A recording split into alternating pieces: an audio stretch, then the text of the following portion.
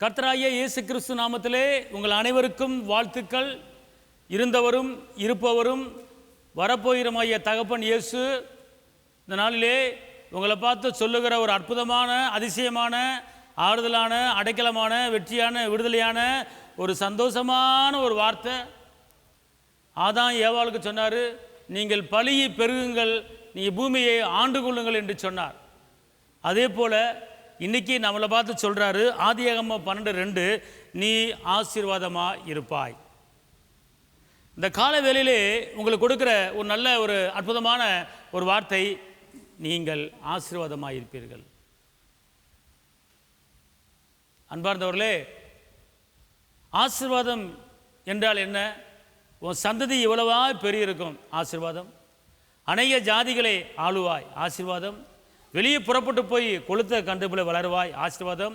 கர்த்தர் மெய்ப்பராக இருக்கிறார், நீ தாழ்ச்சி அடைய வேண்டியதில்லை, உங்களுக்கு ஆசீர்வாதம்.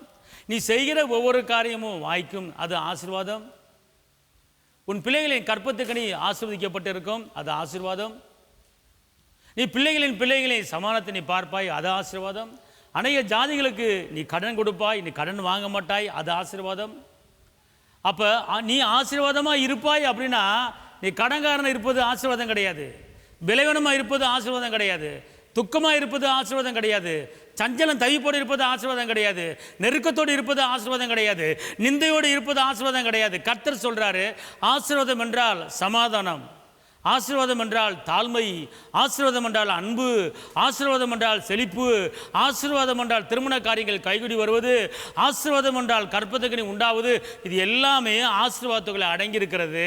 அதனால் கர்த்தர் சொல்கிறாரு, இன்று முதல் உன்னை ஆசீர்வதிப்பேன் என்ற வார்த்தையின்படி நீங்கள் ஆசீர்வாதமாக இருப்பீர்கள். அல்லேலூயா. அன்பார்ந்தவர்களே, இந்த வார்த்தையை பிடித்துக் கொள்ளுங்க. கர்த்தர் சொல்லிட்டாரு, நீ ஆசீர்வாதமாக இருப்பாய், நானும் என் பிள்ளைகளும் ஆசீர்வாதமாக இருப்போம். இதை சொல்லி பாருங்கள், நினைத்து பாருங்கள், கேட்டு பாருங்கள். கர்த்தர் உங்களை ஆசீர்வதிப்பார். உங்களுக்காக ஜெபிக்கிறேன். தகப்பனே இயேசப்பா, உம்மை நன்றியோடு துதிக்கிறேன், ஸ்தோத்திரிக்கிறேன். உன்னதரே, உயர்ந்தவரே, அற்புதரே, அதிசயரே, ஆறுதலே, கேடகமே, பெலனே, கோட்டையே, துருகமே, விண்ணுக்கும் மண்ணுக்கும் அதிபதியே, சாரோனின் ரோஜாவே, பள்ளத்தாக்கின் லீலியே, சேரக்கூடாத உலையிலே வாசம் பண்ணுகிற அன்பு தெய்வமே, அடிக்கப்பட்டவரே, நொறுக்கப்பட்டவரே, நிந்திக்கப்பட்டவரே, எங்களுக்காக அவமானப்பட்டவரே, அப்பா உமக்கு கோடி ஸ்தோத்திரம். இந்த நாளிலும் கூட இந்த வார்த்தையை கேட்குற ஒவ்வொரு தேவ பிள்ளைகளுக்கும் நீ ஆசீர்வாதத்தை கொடுத்து உயர்த்தப்படாக்கு நன்றி. காத்துக்கொள்ளுங்க. இயேசுவின் நாமத்தில் பிதாவே, ஆமென். கர்த்தர் உங்களை ஆசீர்வதிப்பார். ஹல்லேலூயா.